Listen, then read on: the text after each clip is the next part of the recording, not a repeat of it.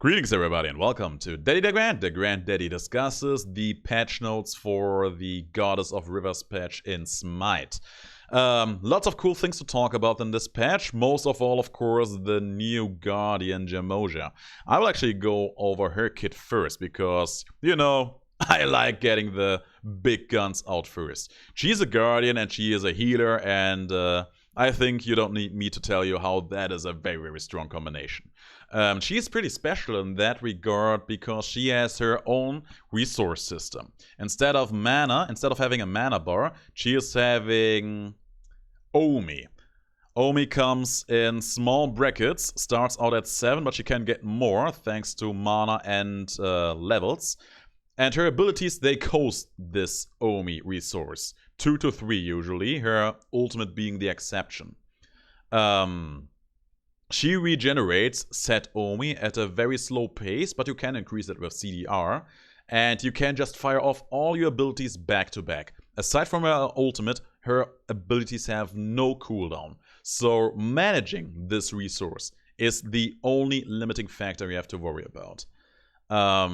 Mana doesn't benefit her directly, but you can get mana and MP5 to get more Omi. As you can see, you unlock more Omi at 340, 450 and 600 mana or MP5 coming from your items.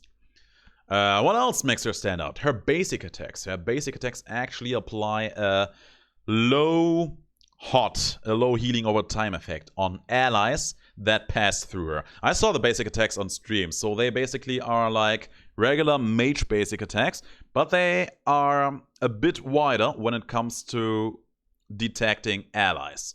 So against enemies, everything just as like you're playing the basic mage, but if you aim for allies, the target will be a bit wider.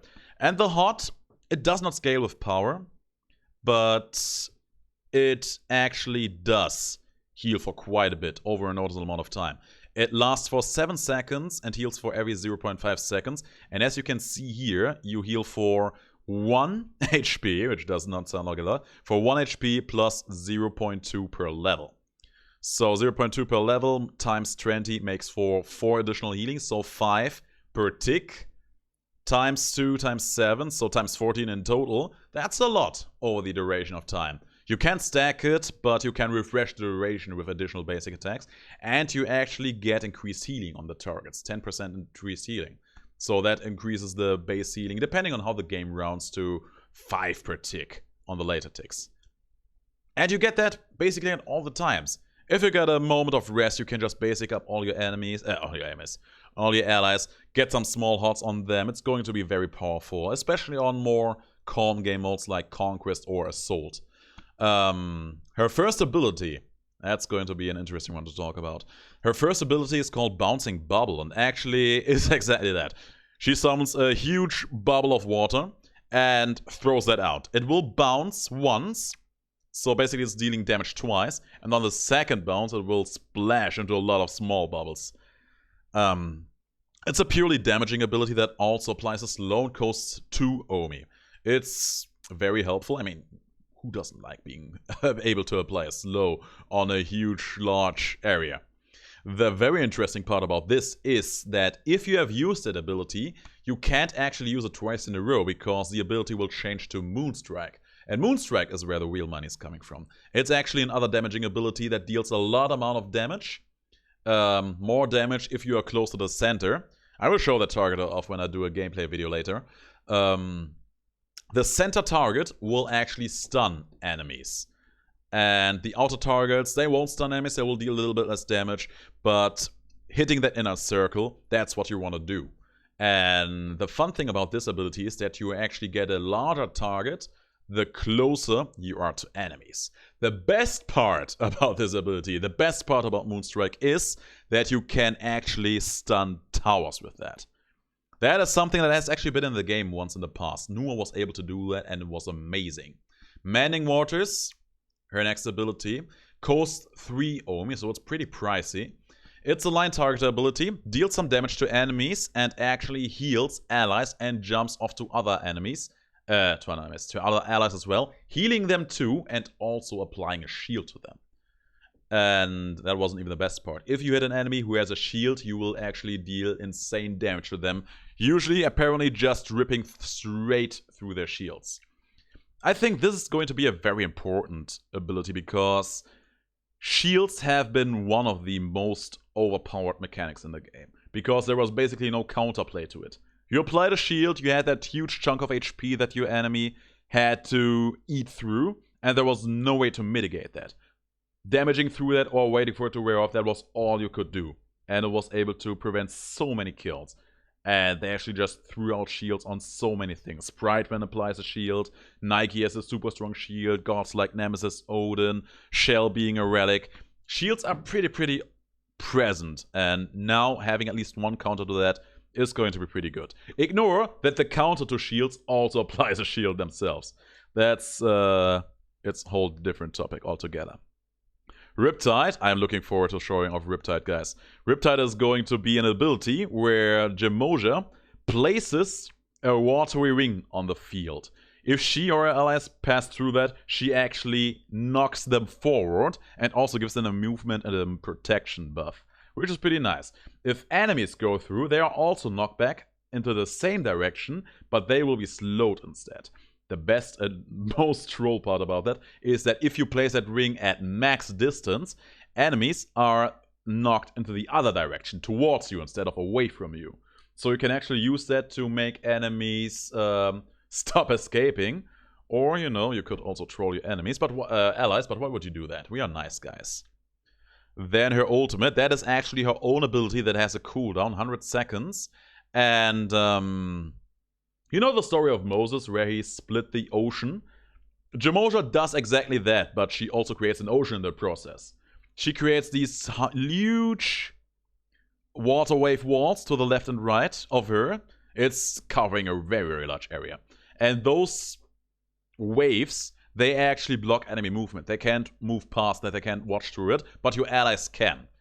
And after a few seconds, those walls come crashing down on the enemies, dealing a huge amount of damage, and actually slowing and, what's it called? Making them tremble for duration.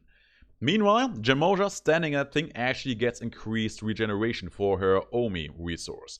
It's a very nifty ability, and probably making good use out of that will dictate how much usage you will get out of the goddess. I'm looking very much forward to playing around with that, and I am hopefully going to hop onto the PTS directly after this. She is also having a recolor skin, looks pretty nice, a little bit more colorful, but I think I do prefer the regular blue one. There is a lot of skins. There is Wizard of Oz Persephone, there is I Have Had Xingtian, there is Thor, who is a gravity sprayer for some reason, Scarecrow Approach, Odin, Merlin who's old, Neith just became a mouse. It's actually one of the best skins I've ever seen her getting. It's just she actually being a new character instead of just Neith doing kinky cosplays, and I like it.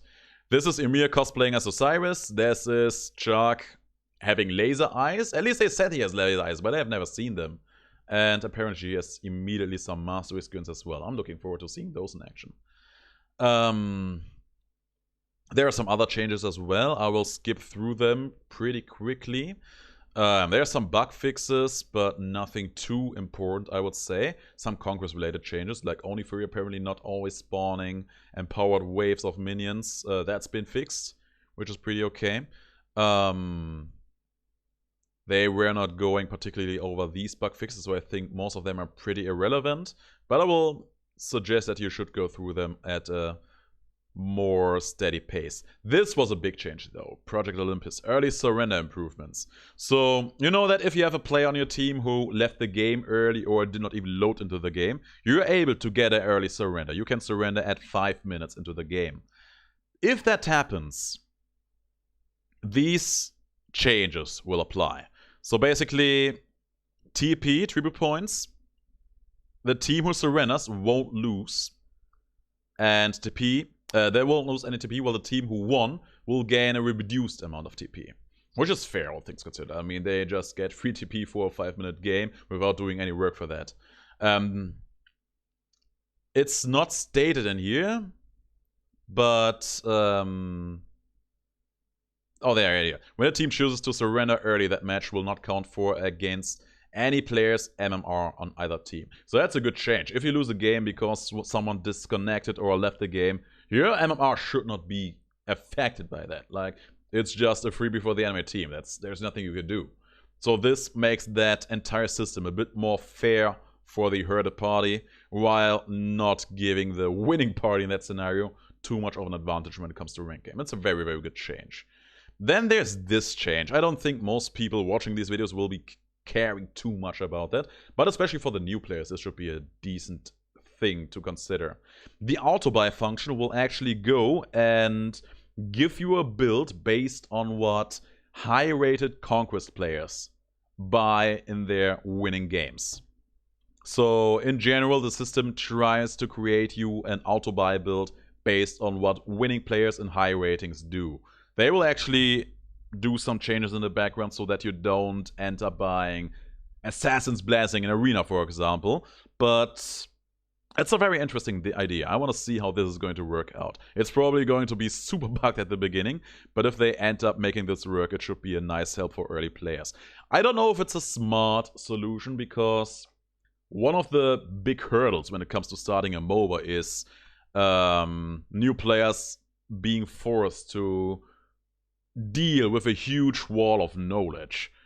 This is a tool that does not help you deal with that, but helps you bypass that. You don't have to learn about the items, you just get a good at function build shoved down your throat. It's good, it helps you play the game, but it doesn't help you understand the game. But for starters, it's a good thing. It's better than nothing. Then this one, I know a few people who might be able to appreciate that or not appreciate that. Player behaviors. So basically there's going to be a lot of changes that make player behavior, good player behavior, a bit more, how should I say it, encouraged. Let's put it like that. I will not go into that detail because I think you don't need me to tell you that being a decent human in your games should be not something that needs to be encouraged. Or the other way around, being a bad guy should not something that needs to be discouraged. It should be self-evident. What else do we have? Items. Oh yeah, I was looking forward to that. Assassin's Blessing, giving a bit of health and a bit more mana for triggering the passive. It's a nice change. I think junglers will appreciate that, but it's probably not going to be that much of a difference. Blackthorn Hammer, they overbuffed it so that people buy it. People are buying it so they can nerf it again. Got a price increase, it's still going to be pretty good. And same goes for Heartseeker. Item was very strong in general, and got a price increase as well. I think with 3,100 gold, it's actually the most expensive physical item in the game, but it's still pretty good. It's still very strong, I would say. They were calling it an endgame item for assassins. I am still convinced that warriors, at least a lot of warriors, actually make better use out of that. Talking about the Cocolans and the Arthurs who just have double the amount of abilities than other gods. Or gods like Achilles who have just insane power gains in their kits. Speaking of Achilles, he actually has his long-range basic attacks back, and I am very thankful for that. It felt super weird that he does not have them. Apwash, doubling down on this whole theme of having anti-healing in his kit, now actually has anti-healing in his 1. I don't know if that actually will stack with the anti-healing he provides with his ultimate, but between those two and the stun he can apply with his 3 punishing healing, that was going to make him a very, very potent, dedicated anti-healer. Which is nice, because basically that was a pleasure exclusive to Odin, at least to that extent. Kukulkan, he's one of the most popular gods in the game. He got a T5 skin recently, so needless to say, he's getting buffed. He's getting a lot of extra HP. I think that's 7 times 20. So 140 plus 15. He gets 155 extra HP at max level. That's very, very much, actually. And he also gets a little bit more movement speed, which doesn't look like much, but trust me, those 5 actually make a huge difference, especially if you consider his 2 being a thing. But the biggest thing is actually his whirlwind. They just buffed his main ability all across the board. So basically, you know, if you stand in the whirlwind, you get that dot effect reapplied to you. And the check for this reapplication, that will now happen twice as often. Every 0.25 seconds instead of every 0.5. That's a huge change, and will mean that you will just get a bit more damage from that in general. On top of that, when first applied to an enemy, there will be one additional tick. So the moment you are affected by that, you get a tick of damage. Basically, just a huge damage buff to the whirlwind ability. If you have watched some of my videos, you know that I hate playing into Kukulkan. He's a pest, and now he's going to be even more of a pest. So is Persephone, but she is going to be a bit of a different pest in the future. First of all, they actually changed her passive around. I wasn't even aware of that, but her plants were still dealing full damage when she was using her passive, when she was dead and then revived. That is different now. That will actually be at 50% damage while she is semi-dead, let's put it like that. But to make that for that, she's actually getting her entire mana bar back for a death state. And this happened to me quite a few times. You are dying, you are being revived, you want to use that few seconds to just cause some damage, wreak some havoc, but your mana's out. You can't even do a thing, and that's very frustrating. Won't be happening anymore. They did a similar thing to Fafnir and his ultimate, and I think that's a very, very, very strong quality of life buff. I'm not going to say change because it's actually a buff. The Bone Rush actually getting a nerf that I think was well deserved. So the Bone Rush, as it is in the game, is pretty much instantly. The damage, she uses it, it happens. And right now, with this change, that won't be a thing anymore. The damage, there will actually be some travel time to the instance of damage. So if you use that from across the lane, you won't suffer from that damage immediately. You might actually have a chance to juke that. And that's going to be very good, because it was fun to use, but it was very frustrating to get hit by that over and over again. Yeah, speaking about being hit over and over again, her harvest getting some huge changes. The most important part is that she won't have 10 seeds from the start. She actually has to rank that ability up to get to that point. She starts now at 6 and has her 10 at max level. But on the plus side of things, she is getting a damage buff. The explosion gets 5% extra damage scaling, the bite is getting the same treatment, and if you get a lot of damage instances off in short succession, the damage penalty to that is actually also going to be reduced. The way I see it, it's pretty much 10% all across the board, except for the last instance that is just, for whatever reason, just 9.5%. There's probably some reasoning to that, but I'll be damned, I will not question that. Raijin, he is still in the game. Haven't seen him in quite a while now that I think about it. He is actually getting a damage buff to Raiju. A very noticeable buff, I just noticed that. Base damage being increased by basically 1.5%, by 50% all across the board, going from 33 to 50 base damage at max rank. And the scaling is also being increased by 2% per tick. That's very good. I think Raijin is actually underrated. I really like the god. He has a very... how should I put it? He has a CDR mechanic built into his kit, and I think that all gods who have that are inherently more fun to play than others. And he has a lot of damage too. He has some decent CC, especially in his ultimate. I think he's pretty underrated right now, so maybe this will put him back on the map a bit. This overall is going to be a huge, huge help to his damage, and his clear as well. Seth, I gotta say, I don't play as much Conquest as I need to, so I miss out on a lot of what makes Seth OP in the side modes. But apparently he was doing very good in there, and thus his ultimate is getting nerfed. The damage is a bit lower, but it has higher scaling. The healing is lower, but has higher scaling. And I don't know if those changes are really going to change much about him. They think that will. I'm doubtful, but we shall see. Like, his ultimate is very strong. There's no questions about that. You can really get a lot of killing done with that. And now they emphasize getting a bit more power and taking out some of the base damage. When I play Seth, I usually do it in a more warrior kind of fashion, and for that playstyle, that is of course going to be a fairly harsh nerf, but it is something that you can make worth. Sobek actually getting some buffs as well. His charge prey, the charge pull, actually having a shorter cooldown, 2 seconds is very noticeable. And the Sickening Strike, that's his cone attack that also heals him. It will have a little bit more base damage at rank 1. I usually rank that up first because I really wanted to have the extra damage and the healing of that. With that stronger base damage, I will actually consider ranking up this second ability first in the future. Not sure if that's going to be the play, but I'm certainly going to try that out. Then there's Tyr. Tyr probably got the hugest, the highest, the most mighty balance change of it all. And basically his guard stands fearless. It will no longer disarm, but the old Season 1 knock up is going to be back. I'm looking forward to trying that out. God knows I'm no good Tyr, but I'm going to try that out and it's going to be amazing. And yeah, last but not least, Chibalanke now actually has a 20% slow on all of his poison effects. They said that they did not want to do a lot of changes for the DreamHack, but looking at this, it really does look like it's kind of impactful. There are quite a few changes, more on the god side of things than items, and I am actually feeling mostly positive about most of these. Quite a few gods in here that I do like to play more or less regularly, and even the nerfs I can pretty much agree on. Kukulkan being the only one that makes my milk turn sour, but let's put that to the side. And yeah, this girl. I am going to play the hell out of her. Her scalings overall, I don't think I've talked about that.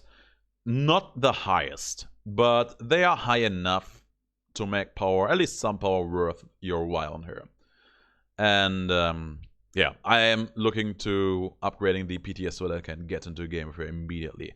So I will hope I will see you there. Thanks for watching. If you have any input or any idea on these balance changes, let me know in the comments below. And I will see you in the next video. Until then, have the greatest of days.